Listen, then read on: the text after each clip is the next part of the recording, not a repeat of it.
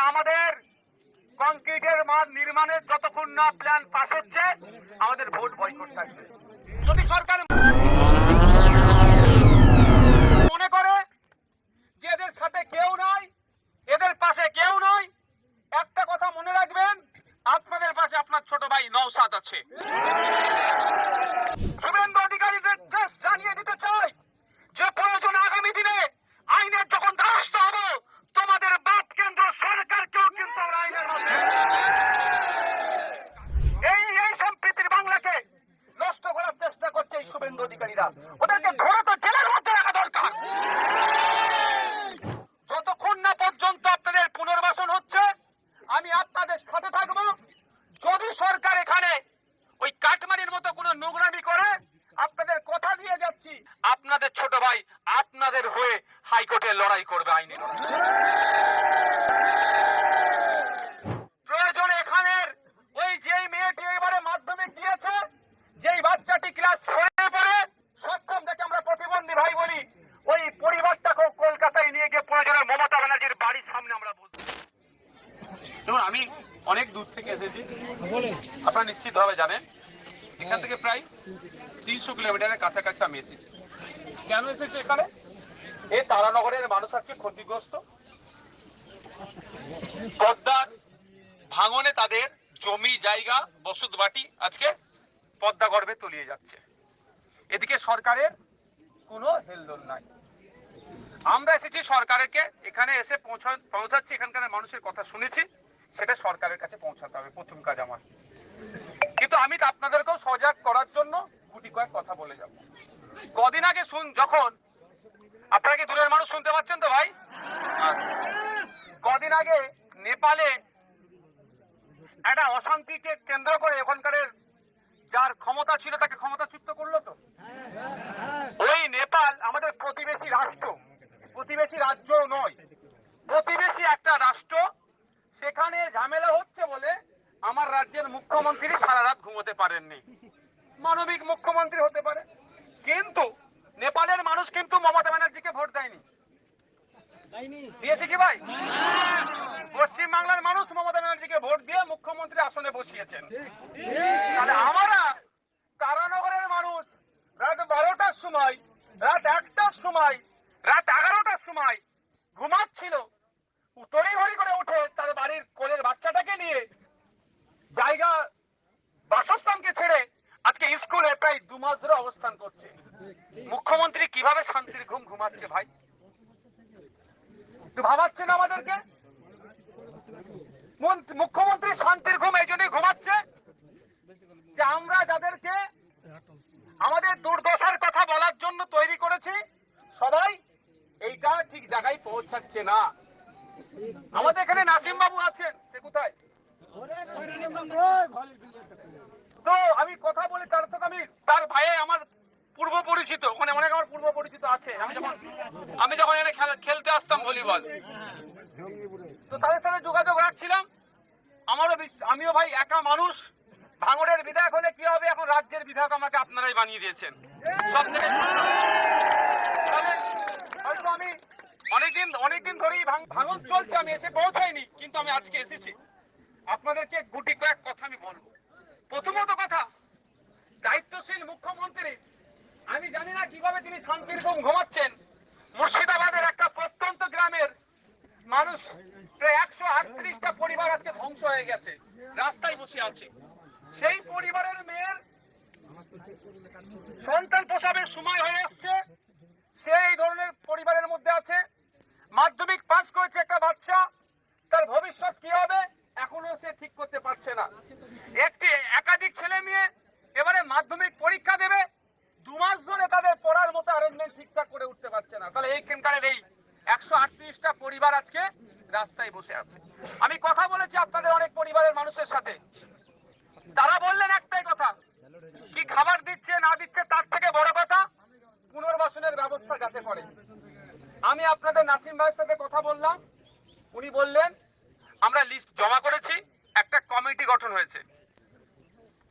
কমিটিটা কি করছে, আজ থেকে আমি স্পেশাল নজর রাখবো আপনাদের দিকে, এটা মাথায় রাখবেন। আমি গত রাত্রে আমি জানিয়ে দিয়ে যাই আমার ভাই, আমি আপনাদের পাশে থাকবো যতক্ষণ না পর্যন্ত দুটো জিনিস হচ্ছে। আমি কথা দিয়ে গেলাম, আপনারা যদি আমার সাথ দেন আমি আপনাদের ছেড়ে দেওয়া যাব না। প্রথম কথা হচ্ছে পদ্মা গর্ভে যাদের বাড়ি চলে গিয়েছে পুনর্বাসনের ব্যবস্থা যতক্ষণ না সরকার করছে আমি আপনাদের সাথে লেগে থাকবো। যদি সরকার মনে করে যে এদের সাথে কেউ নাই, এদের পাশে কেউ নয়, একটা কথা মনে রাখবেন, আপনাদের পাশে আপনার ছোট ভাই নওশাদ আছে। আমিও অপেক্ষা করছি। আজকে এসে শুনলাম গতকাল থেকে নাকি 20 জন 25 জন করে বিডিও অফিসে ডাকছে, এটাকে ভেরিফাই করছে। ওয়েল এন্ড গুড, কোনো সমস্যা নাই, ভেরিফাই হোক, তাতে আমাদের কোনো বিতর্ক নয়। কিন্তু ভেরিফাই করার পরে আমরা খোঁজ নিয়েছিলাম মালদাতে বৈষ্ণব নগর আছে না, বৈষ্ণব নগর, তো ওখানে পাট্টা দেওয়ার ক্ষেত্রে বৈষম্যমূলক আচরণ হয়েছে। এখানে যদি ওই রকম বৈষম্যমূলক আচরণ হয় কিন্তু ছেড়ে কথা আমরা বলবো না। যাদের বাড়ি গিয়েছে পদ্মা গর্ভে তাদের বাড়ির ব্যবস্থা করতে হবে, এটা সরকারকে দায়িত্ব নিতে হবে।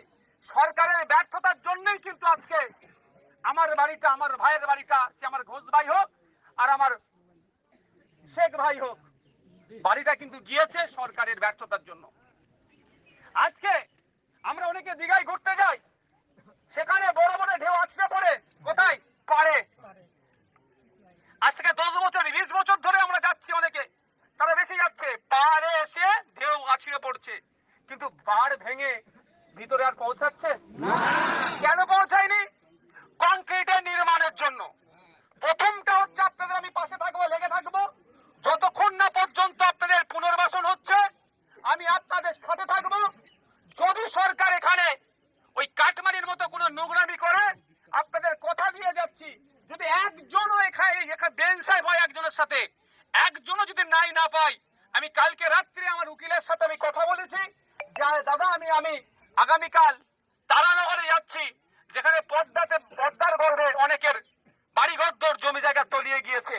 আমাকে যে কথা বলেছে উকিল সাহেব আপনাদেরকে জানিয়ে দিই, আমাকে বলেছে এটাই যে যার যে ক্ষতি হয়েছে তার লিস্ট তৈরি করতে বলুন। আপনারাও শুনে রাখুন, কার কি ক্ষতি হয়েছে তার লিস্ট তৈরি করুন। যদি সরকার পুনর্বাসনের না ব্যবস্থা করে, ওই লিস্ট নিয়ে আপনাদের ছোট ভাই আপনাদের হয়ে হাইকোর্টে লড়াই করবে, আইনে শুধু আপনাদের কাজ এতটুকুই থাকবে, একবার গিয়ে এফিডেভিটটা কলকাতা হাইকোর্টে করতে হবে।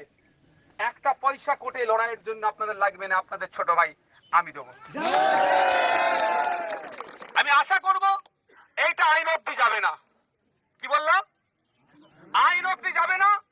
এখানকার প্রশাসন, পঞ্চায়েত সমিতি, জেলা পরিষদ, সরকার এটা আইন অবধি চ্যালেঞ্জের জায়গায় না গিয়ে আইনের চর না খেয়ে মানে তাদের ব্যর্থতা স্বীকার করে সরকার আমাদের এই 138টা পরিবারকে পুনর্বাসনের ব্যবস্থা করে দেবে। আর এর মধ্যে একটা যদি বাদ পড়ে আপনারা কেউ আতঙ্কিত হবেন না।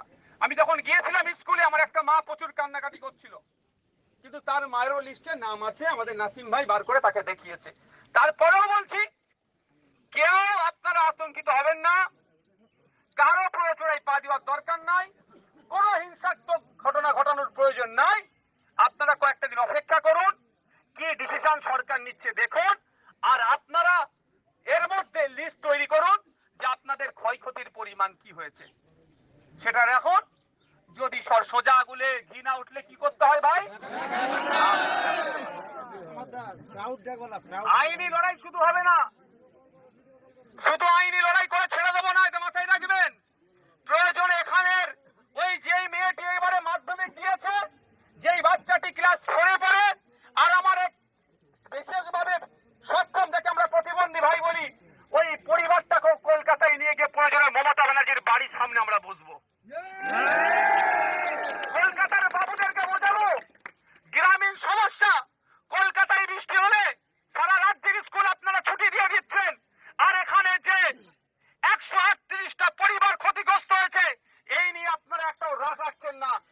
বাবা গ্রামের মানুষ এসে শহরে দেবে আগামী দিনে। আপনাদের বলবো, আর দ্বিতীয়টা আপনাদের সাথে লেগে থাকবো যে কংক্রিটের বাঁধ নির্মাণ করতে হবে।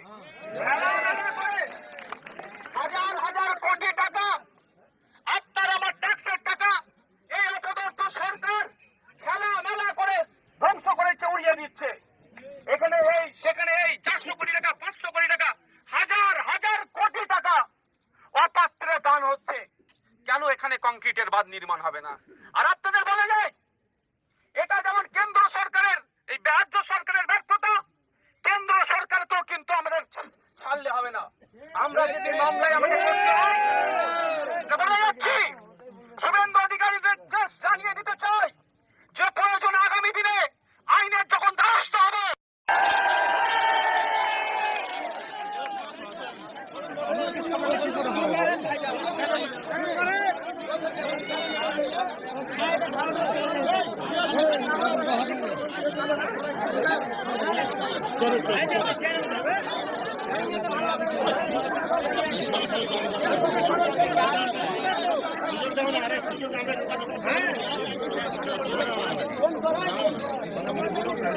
ভাই, আপনারা যদি থাকেন আমি কথা বলবো। আপনারা এত কথা বলছেন না, বেশি মানে এত কথা হয়ে যাচ্ছে, আসল কথাগুলো হয়তো মিস হয়ে যাবে আমাদের। দেখুন, আমি অনেক দূর থেকে এসেছি, আপনারা নিশ্চিতভাবে জানেন। এখান থেকে প্রায় 300 কিলোমিটারের কাছাকাছি আমি এসেছি। কেন এসেছি এখানে? এই তারানগরের মানুষ আজকে ক্ষতিগ্রস্ত। পদ্মার ভাঙনে তাদের জমি জায়গা বসত বাটি আজকে পদ্মা গর্ভে তলিয়ে যাচ্ছে। এদিকে সরকারের কোনো হেলদোল নাই। আমরা এসেছি সরকারকে এখানে এসে পৌঁছাচ্ছি, এখানকার মানুষের কথা শুনেছি, সেটা সরকারের কাছে পৌঁছাতে হবে প্রথম কাজ আমার। কিন্তু আমি তো আপনাদেরকেও সজাগ করার জন্য গুটি কয়েক কথা বলে যাব। কদিন আগে যখন আপনারা কি দূরের মানুষ শুনতে পাচ্ছেন তো ভাই? কদিন আগে নেপালে একটা অশান্তিকে কেন্দ্র করে ওখানকার যার ক্ষমতা ছিল তাকে ক্ষমতাচ্যুত করলো তো।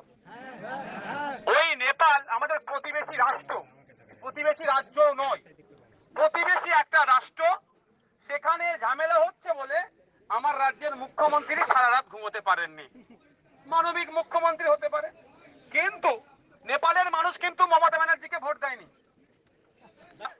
তারানগরের মানুষ রাত 12টার সময়, রাত 1টার সময়, রাত 11টার সময় ঘুমাচ্ছিল, তড়িঘড়ি করে উঠে তার বাড়ির কোলের বাচ্চাটাকে নিয়ে জায়গা বাসস্থানকে ছেড়ে আজকে স্কুলে প্রায় 2 মাস ধরে অবস্থান করছে। মুখ্যমন্ত্রী কিভাবে শান্তির ঘুম ঘুমাচ্ছে ভাই? ভাবাচ্ছেন আমাদেরকে? মুখ্যমন্ত্রী শান্তির ঘুম এই জন্যই ঘুমাচ্ছে যে আমরা যাদেরকে আমাদের দুর্দশার কথা বলার জন্য তৈরি করেছি সবাই এইটা ঠিক জায়গায় পৌঁছাচ্ছে না। আমাদের এখানে নাসিম বাবু আছেন, সে কোথায়? তো আমি কথা বলি তার সাথে, আমি তার ভাই আমার পূর্ব পরিচিত, ওখানে অনেক আমার পূর্ব পরিচিত আছে। আমি যখন এখানে খেলতে আসতাম ভলিবল, তো তাদের সাথে যোগাযোগ রাখছিলাম।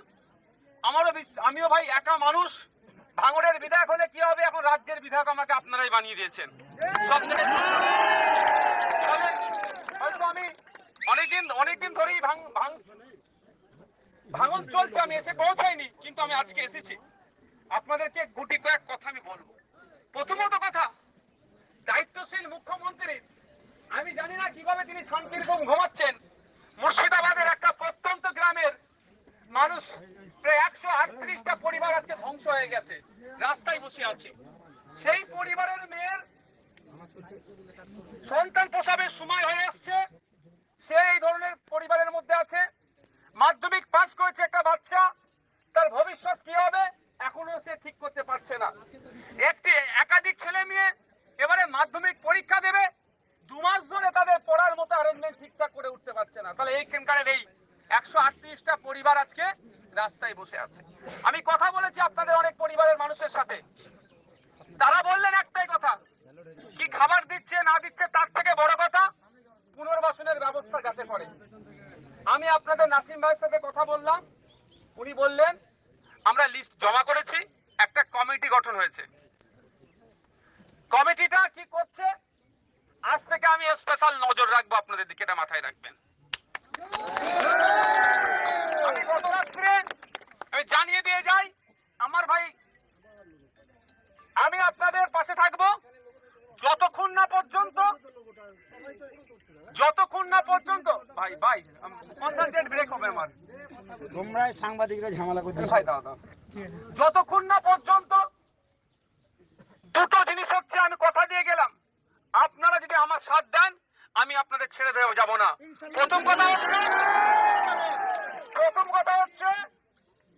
প্রথম কথা যাদের গঙ্গা ভাঙনে, যাদের পদ্মা ভাঙনে, যাদের পদ্মা গর্ভে যাদের বাড়ি চলে গিয়েছে, পুনর্বাসনের ব্যবস্থা যতক্ষণ না সরকার করছে আমি আপনাদের সাথে লেগে থাকবো। যদি সরকার মনে করে যে এদের সাথে কেউ নাই, এদের পাশে কেউ নয়, একটা কথা মনে রাখবেন, আপনাদের পাশে আপনার ছোট ভাই নওশাদ আছে। আমিও অপেক্ষা করছি। আজকে এসে শুনলাম গতকাল থেকে নাকি 20 জন 25 জন করে বিডিও অফিসে ডাকছে, এটাকে ভেরিফাই করছে। ওয়েল এন্ড গুড, কোনো সমস্যা নাই, ভেরিফাই হোক, তাতে আমাদের কোনো বিতর্ক নয়। কিন্তু ভেরিফাই করার পরে আমরা খোঁজ নিয়েছিলাম মাল্লাতে বৈষ্ণব নগর আছে না, বৈষ্ণব নগর, তো ওখানে পাট্টা দেওয়ার ক্ষেত্রে বৈষম্যমূলক আচরণ হয়েছে। এখানে যদি ওই রকম বৈষম্যমূলক আচরণ হয় কিন্তু ছেড়ে কথা আমরা বলবো না। যাদের বাড়ি গিয়েছে পদ্মা গর্ভে তাদের বাড়ির ব্যবস্থা করতে হবে, এটা সরকারকে দায়িত্ব নিতে হবে।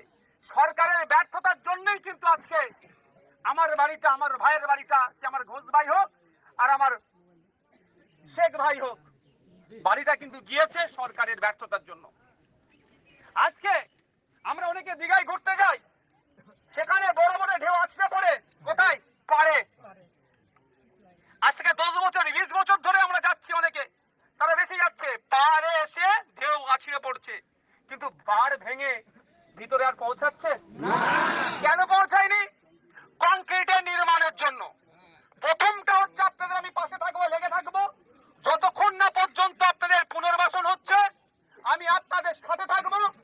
যদি সরকার এখানে ওই কাটমানির মতো কোনো নোংরামি করে, আপনাদের কথা দিয়ে যাচ্ছি, যদি একজনও এখানে বেন সাহেব হয় একজনের সাথে, একজনও যদি নাই না পাই, আমি কালকে রাত্রে আমার উকিলের সাথে আমি কথা বলেছি যে দাদা আমি আগামীকাল তারানগরে যাচ্ছি, যেখানে পদ্মার গর্ভে অনেকের বাড়িঘর জমি জায়গা তলিয়ে গিয়েছে। আমাকে যে কথা বলেছে উকিল সাহেব আপনাদেরকে জানিয়ে দিই, আমাকে বলেছে এটাই যে যার যে ক্ষতি হয়েছে তার লিস্ট তৈরি করতে বলুন। আপনারাও শুনে রাখুন, কার কি ক্ষতি হয়েছে তার লিস্ট তৈরি করুন। যদি সরকার পুনর্বাসনের না ব্যবস্থা করে, ওই লিস্ট নিয়ে আপনাদের ছোট ভাই আপনাদের হয়ে হাইকোর্টে লড়াই করবে, আইনে আপনাদের কাজ এতটুকুই থাকবে, একবার গিয়ে এফিডেভিটটা কলকাতা হাইকোর্টে করতে হবে। একটা পয়সা কোর্টে লড়াইয়ের জন্য আপনাদের লাগবে না, আপনাদের ছোট ভাই আমি দেবো। আমি আশা করব এইটা আইন অবধি যাবে না।